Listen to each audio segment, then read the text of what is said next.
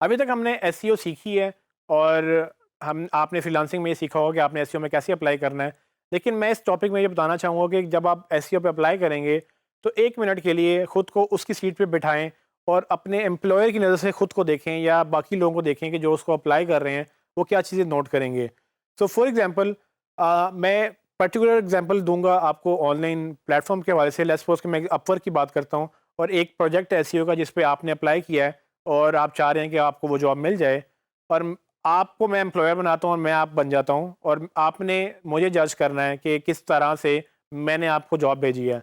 अब हो ये रहा है कि मैंने जब आपको अप्लाई किया है, आपने एसईओ हायर करना है, तो आपने जब मेरा पढ़ा कंटेंट तो उसमें वो 4 पैराग्राफ लिखे हुए थे जो उसको 50 लोगों ने और भेजे हैं।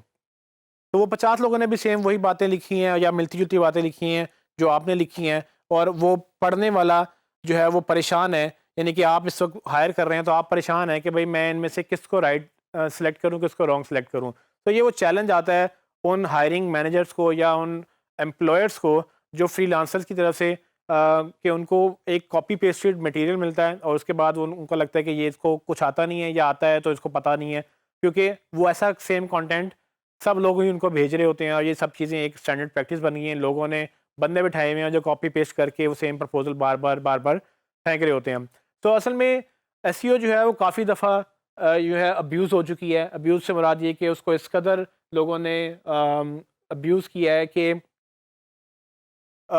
एसईओ को ऐसे बेचा जाता है जैसे कि ना ये तो गारंटीड है ना जो आना है और इसमें हम पहले बात कर चुके हैं।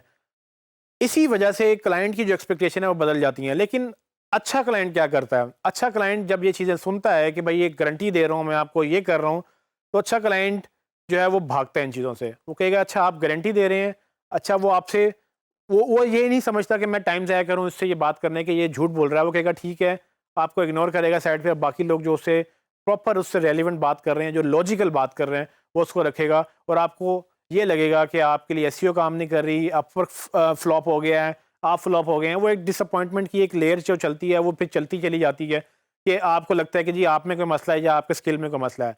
असल में मसला ये है कि आपकी जब तक कि आप उसको एजुकेट नहीं करेंगे। मेरे साथ क्या होता है कि मैं क्लाइंट्स मुझे अक्सर कुछ चीज़ें माँगते हैं, मैं उनको कहता हूँ कि भई आपको ये चाहिए नहीं है, जो आप माँग रहे हैं आपको खुद नहीं पता आप क्या माँग रहे हैं। असल में ये बड़ा रिस्की काम है लेकिन ये मेरे लिए नहीं है क्योंकि मैं अब अपने एक्सपीरियंस के इस लेवल पे आ चुका हूँ कि जहाँ पर मैं उसको एक्चुअली आर्ग्यू कर सकता हूँ और मैं उसको बता सकता हूँ कि भाई मैंने इतने बिजनेस के साथ काम किया है और मुझे पता है कि तुम क्या चाह रहे हो लेकिन तुम्हें नहीं पता कि तुम क्या चाह रहे हो। ठीक है, तो ये लेवल आएगा जब आप भी एक एक्सपर्ट लेवल पे आएंगे, जब आप भी 4-5 साल 6 साल 10 साल ये काम कर लेंगे कि आपको देख के पता चल जाएगा कि इसकी नीड क्या है और उसका सोल्यूशन क्या है। और ये बड़ा मुश्किल, ये मुश्किल काम नहीं होता। लेकिन इससे फ़ायदा क्या होता है? इससे फ़ायदा ये होता है कि आप जो 50 लोग उसको कॉपी पेस्टेड कंटेंट भेज रहे थे, आप वहाँ पर डिफरेंट हो गए। उसने कहा कि यार 50 लोग ये वो हैं, जो एक सेम कंटेंट भेज रहे हैं, लेकिन ये बंदा वो है जिसने मुझसे ये बात की है और वहाँ पर वो आप उसको यूनिक लगेंगे और उसको लगेगा कि ये बंदा ठीक बात कर रहा है क्योंकि इसने एक्चुअली मेरे मेरे फ़ायदे की बात की है, इवन दो कि मेरे से डिसएग्री कर रहा है।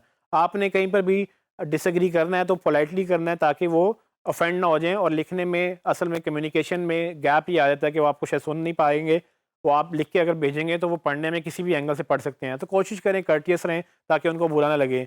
लेकिन कुछ और टिप्स मैं आपको बताऊँ तो जो अच्छे प्रोफ़ेशनल्स हैं वो अगर आपको रखेंगे तो आपको जॉब पढ़ने के बाद समझ आ जाएगी कि ये कितना क्वालिफ़ाइड प्रोफ़ेशनल है। क्योंकि जितनी क्लियर रिक्वायरमेंट्स की डिमांड होगी, उतना क्लियर आपको पता होगा कि क्लाइंट को पता है या नहीं पता। क्योंकि जो जिनको खुद नहीं पता वो ऐसी जॉब पोस्ट करेंगे जो जिसका ना सर होगा ना पैर होगा, लेकिन वो आपसे कहेंगे जी मुझे रिज़ल्ट ला के दो। तो अगर आप भी ऐसी जॉब पे अप्लाई करेंगे तो उसमें आपको नुकसान ये होगा कि उसको ये भी नहीं पता कि वो क्या माँग रहा था और आपको ये नहीं पता आप क्या दे रहे थे। अल्टीमेटली वो प्रोफ़ाइल आपकी गंदी करेगा।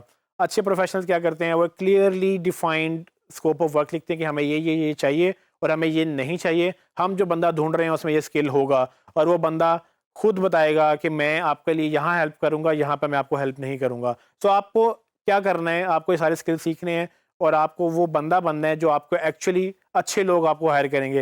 एक दफ़ा मैंने पहले भी ज़िक्र किया था कि अगर आप खुद मीडियोकर सर्विसेज़ देंगे तो आपको क्लाइंट भी मीडियोकर मिलेंगे क्योंकि वहीं पर आपका मैच बनेगा। अगर आप एथिकल सर्विसेज़ देना शुरू करेंगे, मीडियोकर क्लाइंट आपसे भागना शुरू कर देंगे, जो बचेंगे वो एथिकल क्लाइंट्स होंगे और आपको जब एक अच्छा क्लाइंट मिल जाएगा तो आपके वो ज़िंदगी सँवार सकता है। क्योंकि मेरे कुछ क्लाइंट्स हैं जो मेरे साथ 7-8 साल से काम कर रहे हैं और उन 7-8 सालों में मैं उनसे इतना बिजनेस कर चुका हूँ जबकि मैंने ओवरऑल दूसरों से इकट्ठे मिला के भी नहीं किया। तो एक अच्छा क्लाइंट अगर आपको मिल जाए वो इनफ है। अगर वो आपको इतना बिजनेस दे दे तो आपको 10 कंपनियों के साथ काम करने की ज़रूरत नहीं है। सो आपने ये अंडरस्टैंड करना है कि जब आपको लोग हायर कर रहे हैं, आपने आपने उसको कैसे जवाब देना है। पहले ज़रा उसके एंगल से सोच लें कि वो कहाँ बैठा है, वो क्या मांग रहा है आपसे, वो क्या एक्सपेक्ट कर रहा है। जब आपको ये समझ आ जाएगी तब आप उसको क्या कहते हैं वो चीज़ें प्रोवाइड करेंगे, तब वो कनेक्ट हो जाएगा। यहाँ तक कि गूगल ने अपनी एक हेल्प सेक्शन पूरा एक डेवलप किया है जिसमें उसने बाकायदा टिप्स लिखी हैं कि आपने अगर किसी एसईओ को हायर करना है तो कैसे करना है। और उन टिप्स में जो एक बड़ी इंटरेस्टिंग टिप है वो ये कि no one can guarantee a number 1 ranking on Google. Google ये खुद कह रहा है अपने हेल्प आर्टिकल में कि कोई भी नंबर 1 रैंकिंग नहीं दे सकता। ये मैंने आपको एक और टॉपिक में भी बात कही थी। इसमें मैंने आपको लिंक भी प्रोवाइड किया है, आप इस लिंक पे जाएँ।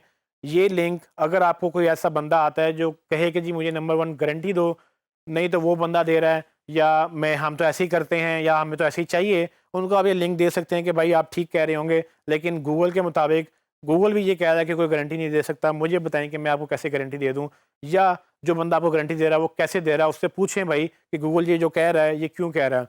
तो एक चीज़ ये बड़ी इंपॉर्टेंट है। उसके बाद एक और उन्होंने बोला है कि एसईओ फर्म्स और जो एजेंसी से उनकी जो ईमेलें आती हैं आउट ऑफ द ब्लू, अक्सर क्लाइंट्स को क्या होता है कि जी रोज़ाना 15-20 अगर आपका भी ईमेल कहीं वेबसाइट पे लगा हुआ है तो आपको भी 15-20 रोज़ाना की ईमेलें आ रही होंगी कि वो कहेंगे जी आपकी वेबसाइट तो बड़ी अच्छी है लेकिन इसमें ये मसले हैं, हम आपकी वेबसाइट ठीक कर देंगे। और नीचे एक प्रपोजल होता है, उसमें काफ़ी डिटेल्स लिखी हुई होती हैं और एक पीडीएफ अटैच होती है जिसमें उनकी प्रोफाइल होती है। ये सब चीज़ें जो हैं ये सबके साथ हो रही होती हैं। वो स्पैम ईमेल भेजते हैं, मैस ईमेल करते हैं और वो सबको स्पैम जा रहा होता है। इस तरह से कोई क्लाइंट ख़राब होगा तो ही फंसेगा। अच्छा क्लाइंट कभी भी ऐसे लोगों को हायर नहीं करता। गूगल इंटरेस्टिंगली इस आर्टिकल पे जब आप जाके पढ़ेंगे तो गूगल इंटरेस्टिंगली एग्जांपल देता है कि कहता है हमें भी लोग आके ये कहते हैं कि गूगल नीचे जा रहा है तो हम आपको गूगल की वेबसाइट अच्छी करके ऊपर रैंक करा देंगे।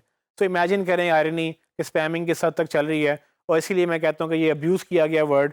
तो आपने अगर इस डायस्पोरा से बाहर निकलना है, यानी कि आपने इस कम्युनिटी से बाहर निकलना है कि आपको लोग घटिया ना समझें, आपने एथिकल जाना है। आप उनसे कहें कि ये चीज़ें गलत हैं, जो गलत हैं वो गलत हैं, हम ये ना देते हैं, ना हम ये करते हैं, ना हम एंडोर्स करते हैं, ये चीज़ें ठीक हैं और हम यही करेंगे। इससे क्या होगा कि आप एक उस कम्युनिटी में आ जाएंगे जहाँ पर आप इस कचरे से बाहर आ जाएंगे और ये लोग जो मार्केट ख़राब कर रहे हैं ये लोग उनके लिए ठीक हैं जो गलत एक्सपेक्टेशंस रखते हैं और ये गलत एक्सपेक्टेशन उनकी पूरी भी हो जाती हैं और बाद में वो एक दूसरे की प्रोफाइल ख़राब करते हैं। आई डोंट नो, मसले होते हैं।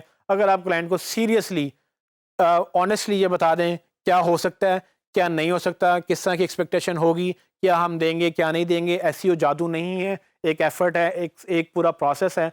तब जाकर जो है क्लाइंट भी समझेगा। और अगर अच्छा क्लाइंट होगा ऑलरेडी, उसको पता होगा कि आप ये जवाब जो दे रहे हैं वो ठीक दे रहे हैं, वो उन लोगों से भागना चाह रहा है जो उनको वादे कर रहे हैं कि भाई हमें 3 महीने 6 महीने का कॉन्ट्रैक्ट दे दो, हम तुम्हें ऊपर ले आएंगे। ये जो चीज़ें हैं ये एक्चुअली वैलिड नहीं हैं, तो वो आपको प्रेफर करेगा उनके ऊपर और आपकी मार्केट ऑटोमेटिकली बन जाएगी।